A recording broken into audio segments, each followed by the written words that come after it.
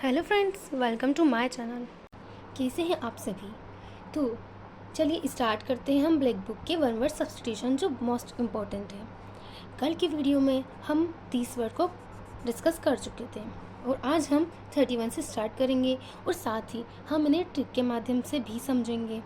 तो चलिए स्टार्ट करते हैं।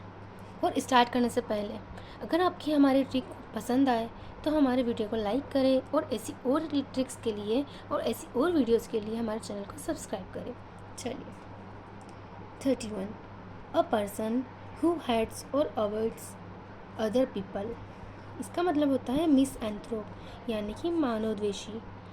ये एसएससी के एग्ज़ाम में 7 टाइम रिपीट हुआ है और अदर एग्ज़ाम में ये 6 टाइम रिपीट हुआ है। तो हम इसे ऐसे याद कर सकते हैं। यहाँ आपको मिस एंथ्रोप दिख रहा होगा। यहाँ मिस आपको जब कभी भी किसी भी वर्ड में मिस दिखाई दे तो मिस का मतलब ही होता है नेगेटिव सेंस में, यानी कि किसी से नफ़रत करना। तो मिस का मतलब होता है नफ़रत करना और एंथ्रोप मतलब होता है मानव। आप कभी भी मानव या मानव शब्द से आप इसे रिलेट करते हैं। एंथ्रोप का मतलब ही होता है मानव। तो मिस एंथ्रोप यानी कि मानवद्वेषी, इसे आप ऐसे याद कर सकते हैं। Next word sentimental longing for a period in the past. इसका मतलब होता है नॉस्टैल्जिया। इसका मतलब अतीत की घटनाओं की यादें। ये क्वेश्चन एसएससी के एग्ज़ाम में 10 टाइम रिपीट हुआ है और अदर एग्ज़ाम में ये 3 टाइम रिपीट हुआ है। इसे हम ऐसे याद कर सकते हैं। Sentimental longing for a period in the past यानी कि पास्ट की कोई घटना को याद करना, यानी कि नॉस्टैल्जिया। यहाँ आपको जिया दिख रहा होगा और यहाँ आपको नोज दिख रहा होगा। तो पास्ट में जिया कुछ खा रही होगी तो उसकी नोज़ पर कुछ लग गया होगा। तो अचानक जिया एक दिन बैठी होगी तो उसे याद आ गया होगा तो वो एकदम हंसने लग गई। तो इसे हम ऐसे रिलेट करके याद कर सकते हैं कि जिया को पास्ट की कुछ बात याद आ गई और वो हंसने लग गई, यानी कि nostalgia. Next word animal that live can both on land and in water.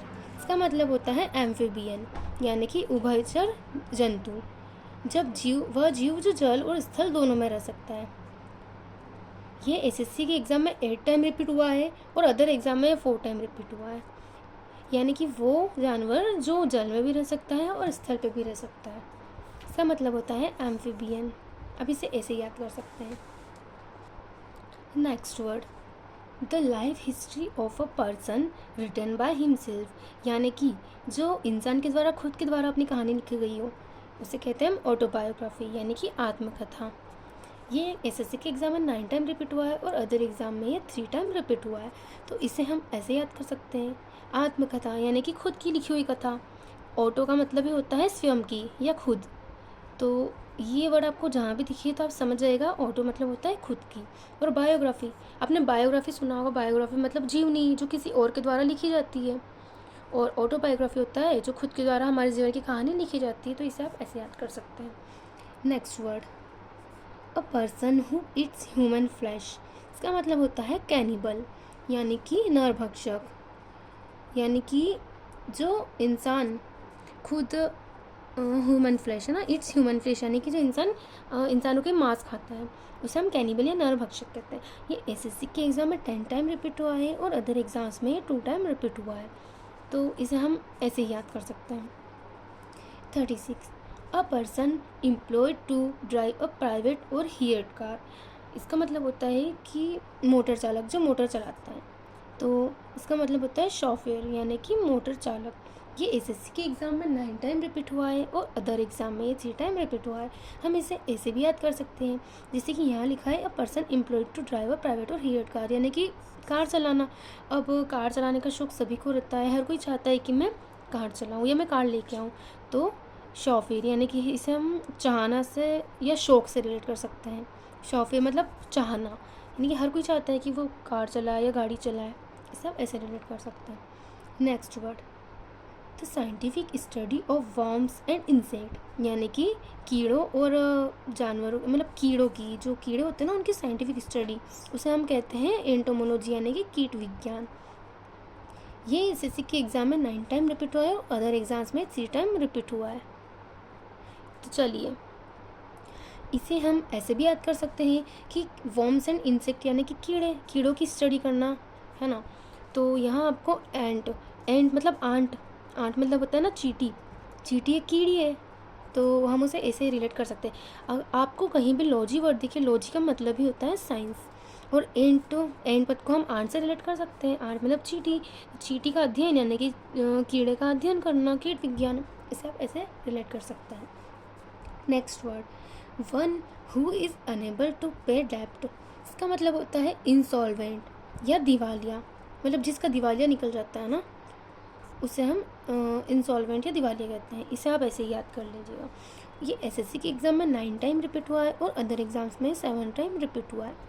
चलिए next word, a person with strong desire to steal, यानी कि स्ट्रॉन्ग डिज़ायर यानी कि जिसे चोरी करने की बीमारी लग गई हो, मतलब आदत लग गई हो, उसे हम कहते हैं लेप्टोमेनिया, यानी कि चोरी करने की बीमारी। ये एसएससी के एग्ज़ाम में 7 टाइम रिपीट हुआ है और अदर एग्ज़ाम में 5 टाइम रिपीट हुआ है। हम इसे ऐसे भी याद कर सकते हैं कि a person with strong desire to steal, यानी कि चोरी करने की बीमारी लग गई है, यानी कि वो क्या करता है, एक इंसान है, वो जब कभी भी चोरी करता है तो वो क्या चुराता है, सिर्फ लैपटॉप चुराता है किसी का। तो यहाँ आपको दिख रहा होगा लैपटॉप, यानी कि लैपटॉप चुराना, और मेनिया का मतलब ही होता है आदत लग जाना या किसी चीज़ की लत लग जाना। तो इसे आप ऐसे याद कर सकते हैं कि लैपटॉप मेनिया यानी कि लैपटॉप चुराने की आदत हो जाना, यानी कि चोरी करने की आदत हो जाना। तो इसे हम ऐसे याद कर सकते हैं। नेक्स्ट, गवर्नमेंट और rule by a small group of people, इसका मतलब होता है ओलिगार्ची, यानी कि अल्पतंत्र। ये एसएससी के एग्ज़ाम में 5 टाइम रिपीट हुआ है और अदर एग्ज़ाम्स में 7 टाइम रिपीट हुआ है। तो इसे आप इसे याद कर लीजिए। One who is all powerful, यानी कि जो सबसे शक्तिशाली हो, उसे हम बोलते हैं ओमनीपोटेंट, यानी कि सर्वशक्तिमान। ओमनी का मतलब ही होता है सर्व, यानी कि सभी से ज़्यादा, मतलब सब में। और पोटेंट को आप ऐसे रिलेट कर सकते हैं, पोट मतलब होता है गमला, जहाँ आप मिट्टी के पौधे उगाते हैं ना, तो मिट्टी का जो गमला होता है वो सीमेंट का भी बना होता है और बाकी चीज़ों का बना होता है। तो जब हम सीमेंट का बनाते हैं तो एकदम कठोर हो जाता है, एकदम पावरफुल हो जाता है। तो सबसे शक्तिमान, सबसे ज़्यादा मजबूत, यानी कि सर्वशक्तिमान। ये एसएससी के एग्ज़ाम में 7 टाइम रिपीट हुआ है और अदर एग्ज़ाम में 5 टाइम रिपीट हुआ है। तो आप इसे ऐसे याद कर सकते हैं। चलिए नेक्स्ट वर्ड तक चलते हैं और आज की वीडियो में हम 15 तक कंप्लीट करेंगे।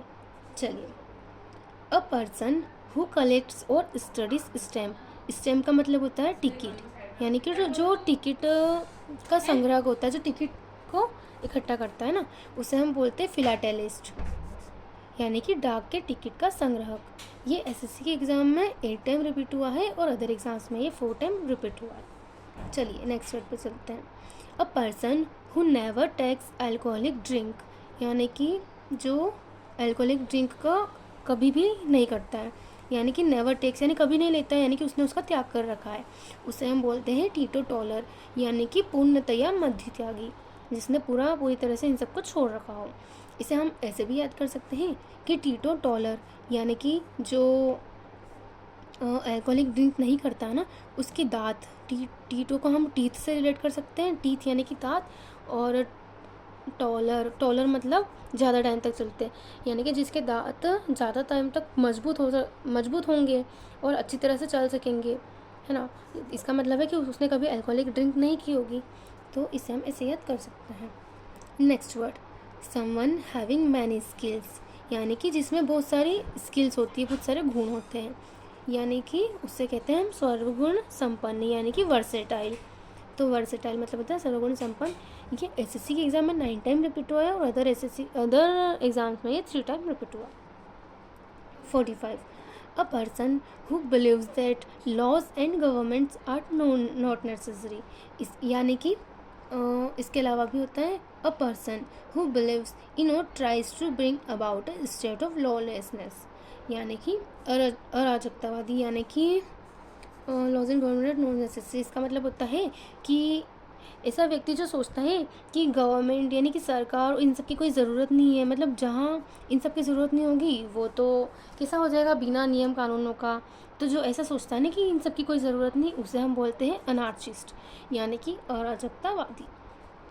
ये एसएससी के एग्ज़ाम में 5 टाइम रिपीट हुआ है और अदर एग्ज़ाम्स में ये 6 टाइम रिपीट हुआ है। तो इसे आप याद कर लेना।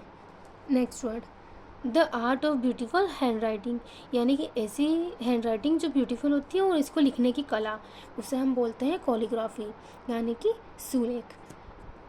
इसे हम ऐसे भी रिलेट करके याद कर सकते हैं कि ब्यूटीफुल हैंड राइटिंग लिखना, सोचिए कि आप अपने किसी से कॉल पे बात कर रहे हैं ना, तो कॉल पे बात करते करते आप अचानक आपके पास में कोई पेपर दिखा, पेन दिखा, तो बात करते करते आप अचानक कुछ बनाने लगे, चित्र वित्र, और जैसे ही कॉल कट किया और आपने देखा तो वो बहुत अच्छे से बन गया।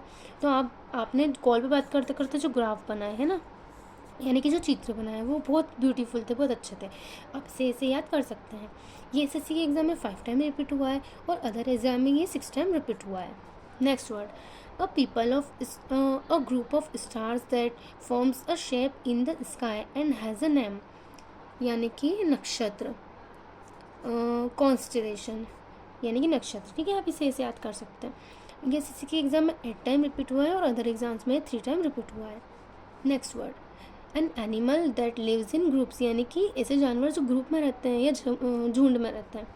Tending to associate with others to one's kind, यानी कि जो एक साथ रहते हैं, इसी टाइप से रिलेट कर सकते हैं। इसका मतलब होता है ग्रेगरियस, यानी कि झुंड में रहने वाला। इसका मतलब होता है ग्रीगरियस, यानी कि झुंड में रहने वाला, तो इसे आप इसे याद कर सकते हैं। ये एसएससी के एग्ज़ाम में 9 टाइम रिपीट हुआ है और अदर एग्ज़ाम में 2 टाइम रिपीट हुआ है।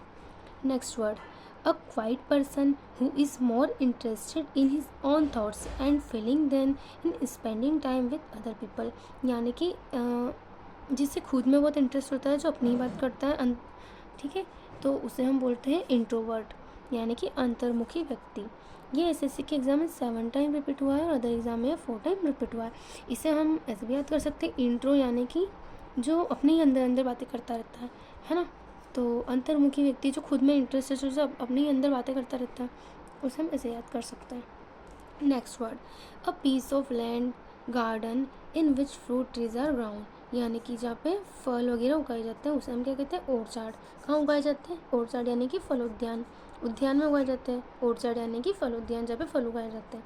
तो इसे हम 7 टाइम ये एसएससी में रिपीट हुआ और अदर एग्जाम में 4 टाइम रिपीट हुआ है। तो चलिए दोस्तों, आज के लिए हम इतना ही रखते हैं, इसके आगे का हम नेक्स्ट वीडियो में करेंगे, और साथ ही हम कोशिश करेंगे कि हम आपके ये 200 वर्ड्स को जल्दी करा सकें।